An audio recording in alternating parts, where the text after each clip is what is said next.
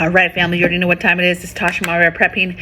Get your drink, pull up. Let's talk about it. This week in theme, we are doing all top 15 lists. And today we're going to do kind of a broad spectrum of, hey, what are all the areas to prepare for grid down, right? We talk about grid down.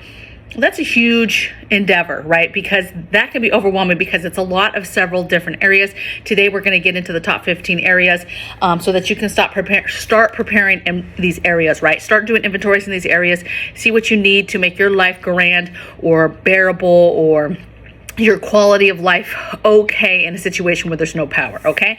And I want to just say pretenses, this is to give you ideas so that you can get the things so that it will help you through an event, through a transition, possibly a transition into a time period where, okay, we have no power. How, what's the beginning stages of that? How much stuff do I have prepped, right? Is that a month's worth? Is that 2 years worth? And then whatever that is, know that one day that runs out and you have to rely on your skills, your skill set, and how to do things, right? So this preparedness type items, these are to help you transition possibly to a forever event, right? Meaning EMP style, no power ever again. Okay, so think about that.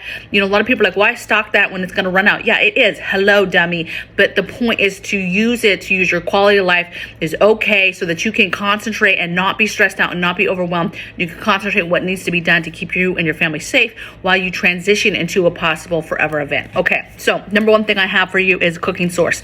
However you're going to cook off grid, that could be a barbecue. That could be as simple as a fire pit. That could be a camp stove. I've done videos before on several different ways, several different cooking sources. There's all types of little pop-up stoves with different fuel types that they take for cooking food off grid. Okay, there's immersion heaters, there's solar sun systems. There's just a ton of things that you can do. Different stoves. There's actual stoves that you can buy for outside that run off of propane that are a smaller version of an inside stove. Some people have stoves in outdoor kitchens specifically for that. If I did an outdoor kitchen, for me, I'm thinking this type of event and off-grid cooking opposed to, oh, I want this nice barbecue area to barbecue and have friends over, right? I'm always thinking about preparedness and having those things and how it will make my life much easier. So number one is cooking source. Number two is a power source. Now, again, people will be like, well, if it's a forever event, who cares about power? You are right. But for those everyday events, those storms that come through, those, couple hours to 24 hours to 2 weeks, however long, just, it's a period of time where having power would make things more beneficial. Just even to power simple things like your phones, your tablets, things that might have electronic books on them or other entertainment or games that are offline games. Keeping up on news if there's any kind of source coming in, right? Powering some kind of comms, right? A radio, a TV even, and a DVD player. Powering a fridge, freezers, a CPAP machine, a small refrigerator that has medicine in it. Whatever it is, what is the power source you need, what size, right? A lot of times a very small unit that's about $300-400 is gonna be okay. It's gonna be enough wattage to kind of do those laptops, to do things, to keep things going. And if you're talking about freezers and fridge and adding all this stuff to it, then you're gonna want to get a much larger unit, okay? But there's a lot of different stuff on the market out there. I have several things in my Amazon store under power grid stuff. Generators, different things like that, solar generators, regular generators, tri-fuel generators. It's important to figure out what you're going to use for your power source. Number three thing I have is fuels. Now, fuels could be for what I just said. It could literally be for your cooking source to fuel that. It could be to fuel heat. It could be something as simple as wood and stockpiling wood for the wood stove. It could be stockpiling the charcoal for the barbecue, or stockpiling gas or for a generator, or what else? I just thought of something. Gas for the generator, just different fuels, butane, propane, even for a camp stove, the small propane, the butane, sternos, you name it, whatever fuel source, liquor, alcohol, whatever it is, lamp oils, right? Kerosene, you get the idea, right? Fuel types, okay? Think about fuels, think about things. I always put batteries in the fuel category. I understand batteries are not a fuel, you guys, but I think of batteries as a fuel, right? It is fueling something. It is keeping a flashlight going. It's keeping a lantern going. It's keeping something going, and so that's important for me, okay? Number 4 thing I have is medical. This is medicines, this is vitamins, this is medical supplies itself, right? Your Band-Aid, your stop the bleed, your suture kit, everything, right? Your blood pressure, everything, right? So medicine and medical supplies together, and you're building upon that to make it bigger and better every single time, right? You're not just buying a little medical kit. Oh, I have this little medical kit. It's for grid down, and that's fine. No, maybe you buy a little kit to see what's in it so that you get an idea of things that could be in a kit. Again, Refuge Medical, Bear Independent. He has a great company, right? It's called Refuge Medical. They have all sorts of kits. I love those kits for different things, car kits, hiking kits, different kits for different areas of the house. But what's great is if you have no idea where to start medically, you could get a kit, get an idea of what comes in those kits, right? Because they try to do a broad array of different items that are needed, right? And then that gets the juices going as far as big time and building upon that. And then you start buying stuff in bulk at different places, even through Refuge Medical. So make sure you check out the link in the description box below. Check them out. And see, what type of stuff they have. Even if it's something smaller, you're trying to just fill your tourniquets, you're trying to make sure you have a tourniquet here, a tourniquet there. Get that stuff. Great quality stuff. The stuff about them too is it's all made in America. And then also if you utilize something like the tourniquets, like you have to use a tourniquet to save somebody's life, they will refund you one and replace it basically. Okay, so really, really good people over there, Refuge Medical. Can't say enough. Make sure you get your medical stuff.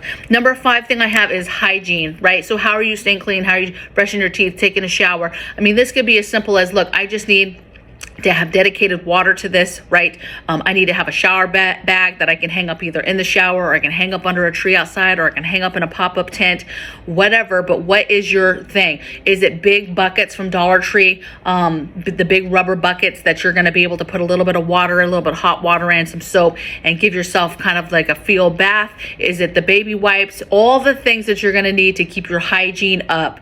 And that's a lot of things, a lot of different areas for a lot of people. That's your private parts. That's just basic cleanliness.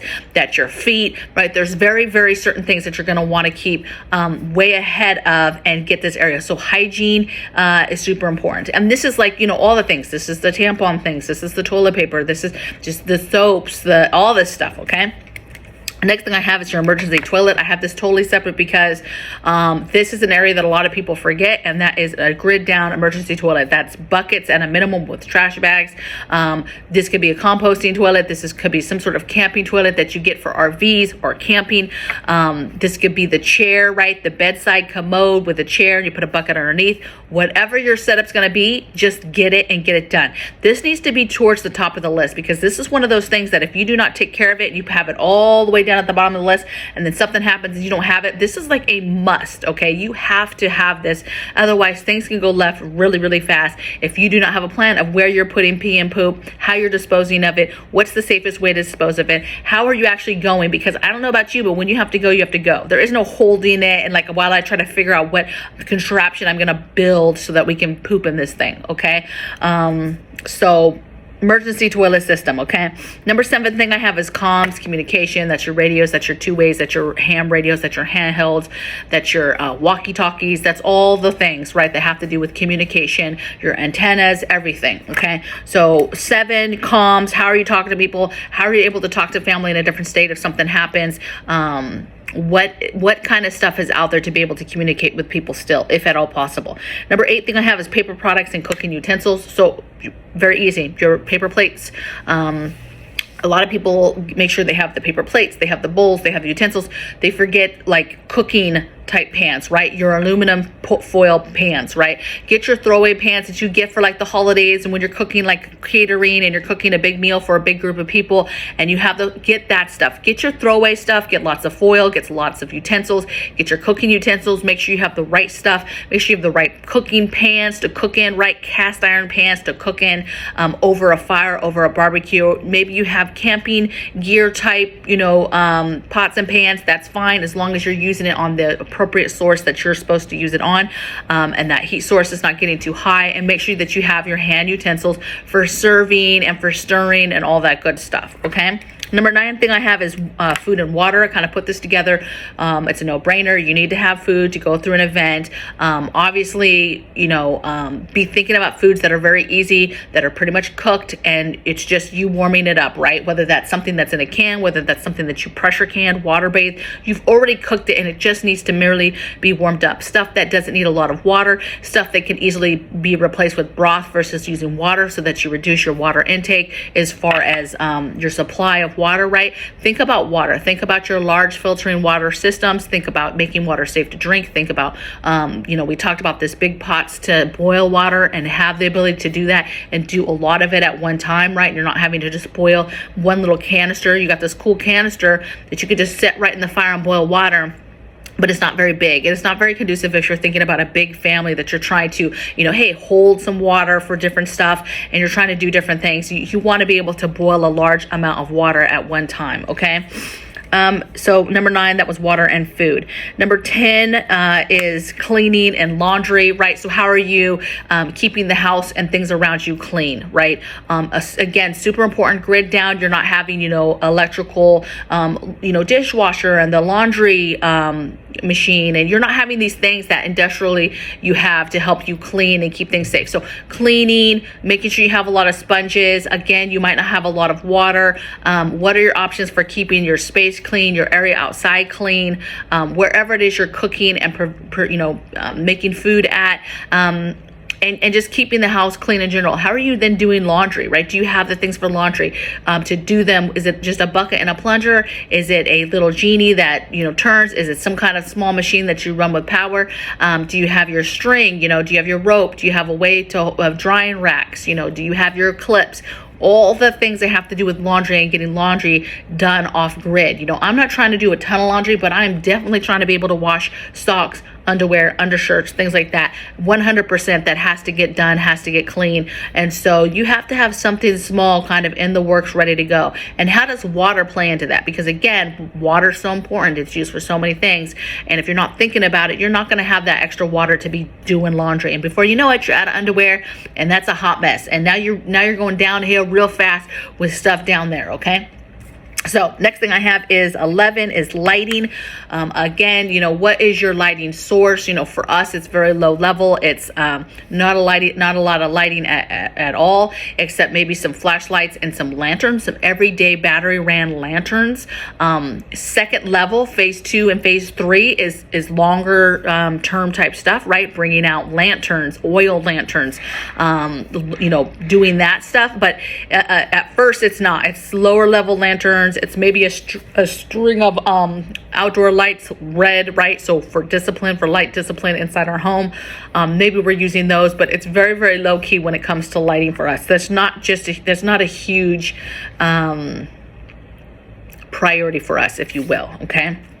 All right, number 12 is security and fortification. This is security of your home. This is cameras. This is how do you continue to have eyes outside when you don't have grid down, right? Maybe you had that fancy security system, but it was on grid, it was on the cloud, it was on whatever, internet goes down, all this stuff goes down. Do you still have a way? Do you still have CCTVs that were hardwired into, you know, a set that you have then wired to a small, low-level monitor, and you're able to connect that to a solar generator and be able to have eyes on and see stuff outside? That's super important.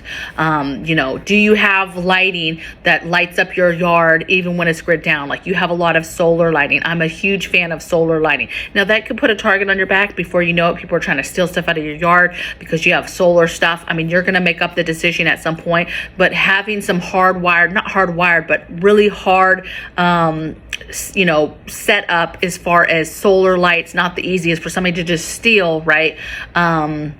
That's what I'm talking about, because those lights then will work, whether they're the type that motion sensor go off when somebody comes, or if they're the type that stay on all the time. I mean, that's amazing to have. I absolutely love those.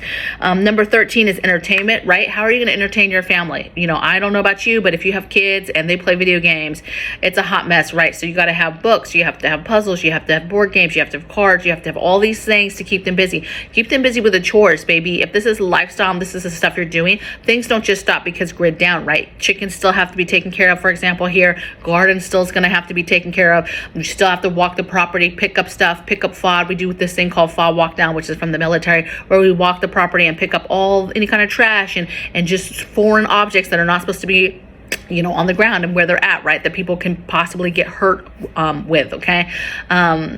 It's just important that you are thinking about entertainment and how you're going to entertain with your family. Maybe it's cooking. Maybe it's the whole idea of cooking off grid, and you make that an entertainment family thing as well, not just a hardcore, oh, now I have to buy myself cook dinner on this, you know, off grid on this camp stove. I'm not looking forward to this. Like, make it fun with the family, with the kids, and make them part of that. Number 14 is self-defense. Obviously, your self-defensive tools. What do you have to be able to defend yourself? Because in grid down, bad people are going to come out. People are going to not have things and want to take advantage and take things from people, to steal things from people. So make sure that you're thinking about your self-defense. And then my last one, number 15, is don't forget your pets' livestock, right? Extra food for them, extra water for them. A lot of folks think about, oh, food, yeah, I stockpile food, but are you stockpiling the extra water for your animal? I mean, just once, really watch how much water your animal drinks in a day. Like, my cat doesn't drink a whole lot, but my dog absolutely drinks a lot of water, right? The chickens absolutely drink a lot of water, right? And so, and this is just every day. We're not even in like the summer months. So you got to think about water. You got to think about water in regards to your pets, in regards to their food, in regards to them drinking, and making sure that they have the things that they need. Basically, all these areas, you want to make sure that you've covered down with your livestock and your pets. You're stockpiling the food, the water, you're stockpiling the medicines for them. You're stockpiling any kind of hygiene or different things that you might need for grid down to keep them kind of clean. Maybe it's a dry shampoo for animals, for the dog, because they can't get the bath, or you can't, you know, utilize the water to wash the dogs. You're like, okay, how do I keep them clean? Whatever it is, okay, make sure that you're getting those things. Now, I hope that you guys enjoyed. I hope you guys are enjoying these top 15 lists. I know a few of you have left different comments stating that you are enjoying them. You know, so again, I know my views don't do the greatest during weeks like this when I do these themes, but these themes tend to be very, very important. I did a water theme a while ago. If you haven't done and seen that, go to my playlist. It's water preparedness playlist, and you'll see these videos I did this whole week. It was 6 videos in a row, but I have some other water videos in there as well, okay? But super, super important. This is a good week to fill those holes, to get your mind thinking about the different things that you might have forgotten or that you wanted to get, and then time has gone by. You wrote it down a long time ago in the notebook, and now you're like, crap, I needed to get that. Okay, so hopefully that's what that this week in doing this is helping you guys do. And so we're just going to keep it going all the way through Saturday. We're going to continue to do these lists. I hope you guys are well. I hope you guys are enjoying the weather. It's a cold snap here. It's super cold. And I'm pretty sure it's in the teens right now. Super, super cold just now. When I went out, the chicken's water was frozen. Had to correct that. And but life is good. Life is well. And I'll see you guys tomorrow in the next video. Take care. Bye.